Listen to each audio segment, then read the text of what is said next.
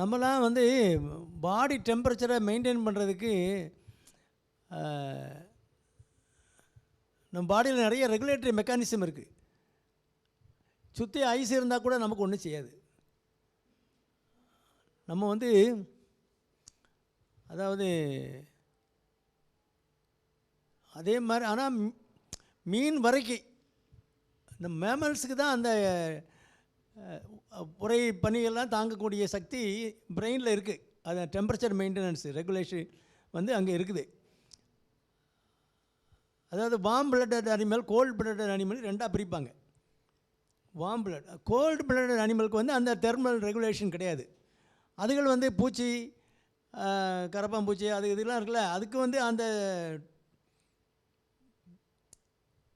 பேர்ட்ஸுக்கும் மனுஷனுக்கும் தான் உண்டு அந்த எவல்யூஷனில். இன்செக்டா கிளாஸ், இன்செக்ட்ஸு அப்படி கொஞ்சம் கொஞ்சமாக மேலே போக போக பேர்ட்ஸ் அண்ட் மேமல்ஸ், பாலூட்டிகள், பறவைகள் அப்படி வரும் இல்லையா. அந்த எவல்யூஷனில் உள்ளதுக்கு தான் அந்த தாங்கக்கூடிய சக்திக்கு ஆண்டவன் கொடுத்துருக்கான்.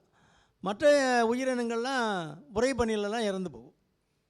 மனிதனுக்கு அந்த ரெகுலேட்டரி மெக்கானிசம் இருக்குது. அதனால் நீங்கள் ஒன்றும் உரை பணியில் வெளியில் வந்தால் கூட மற்றபடி ஊட்டியில் நீங்கள் உரை பணிலாம் பார்த்தேங்கிறீங்க, அங்கே தான் சிக்கலாயிருமே. அது ஒன்றும் ஆகாது, பயப்படாதீங்க.